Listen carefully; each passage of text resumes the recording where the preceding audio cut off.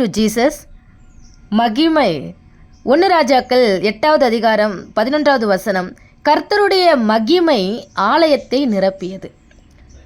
அதே 8வது அதிகாரம் 15வது வசனத்தை வாசித்தோம் அப்படின்னா சாலமோன் சொல்கிறாரு, இஸ்ரவேலின் தேவனாகிய கர்த்தருக்கு ஸ்தோத்திரம், அவர் என் தகப்பனாகிய தாவீதுக்கு தம்முடைய வாக்கினால் சொன்னதை தம்முடைய கரத்தினால் நிறைவேற்றினார்.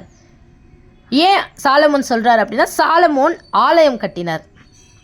சாலமோன் கட்டின ஆலயத்தில் தேவனுடைய மகிமை வெளிப்படுது என்று சொல்லி நம்ம வாசிக்கிறோம். சாலமோனிலும் பெரியவர் ஒருவர் வந்தார் இல்லையா, என் ஆண்டவராகிய இயேசு கிறிஸ்து. அவர் சொன்னார், சாலமோனிலும் பெரியவர். ஆமென், ஹல்லேலூயா. சாலமோனிலும் பெரியவர் ஒரு ஆலயம் பற்றி சொல்லியிருக்கிறார்.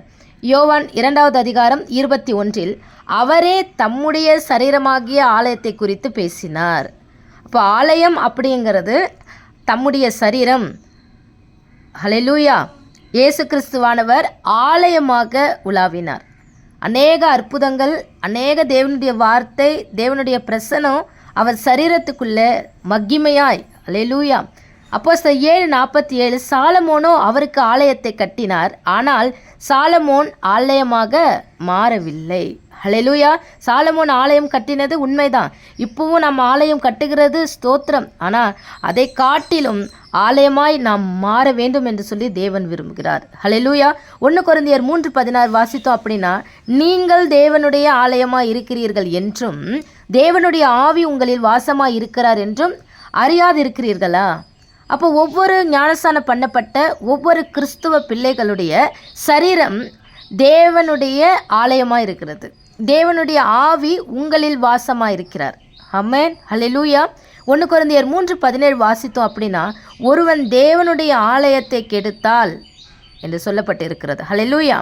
தேவனுடைய நீங்களே அந்த ஆலயம். தேவாலயத்தில் என்ன இருக்கணும் அப்படின்னா, வார்த்தை மகிமைப்படணும், தேவனுடைய ஆவி தங்கியிருக்கணும். ஆமென். அப்பொழுது தேவனுடைய மகிமை பெரிதாக இருக்கும். சரீரமாக ஆலயத்தை நம்ம என்ன பண்ணணும்னா பரிசுத்தமாக பாதுகாக்கணும்.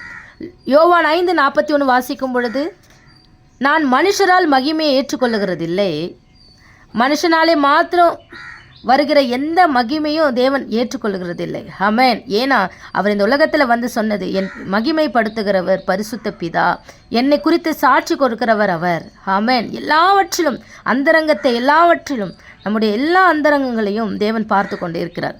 தேவனாலே மாத்திரம் வருகிற மகிமையை தேட வேண்டும் என்று இயேசு கிறிஸ்து சொல்லியிருக்கிறார், நமக்கு தெளிவுபடுத்தியிருக்கிறார். ஆமென். யோவான் 8:50 நான் எனக்கு மகிமையை தேடுகிறதில்லை. 8:54 என் பிதா என்னை மகிமைப்படுத்துகிறவர். இதுதான் நம்மளுடைய வாழ்க்கையின், நம்முடைய ஆலயத்தின், நம்முடைய சரீரமாகிய ஆலயத்தின் நோக்கமாக இருக்கணும். தேவ ஆவி இருக்கிறார், தேவனுடைய வார்த்தை இருக்கிறது. இது தேவனுடைய தங்குகிற ஆலயம். அவர் என் பிதா என்னை மகிமைப்படுத்துகிறவர், என் இயேசு கிறிஸ்து என்னை மகிமைப்படுத்துகிறவர்.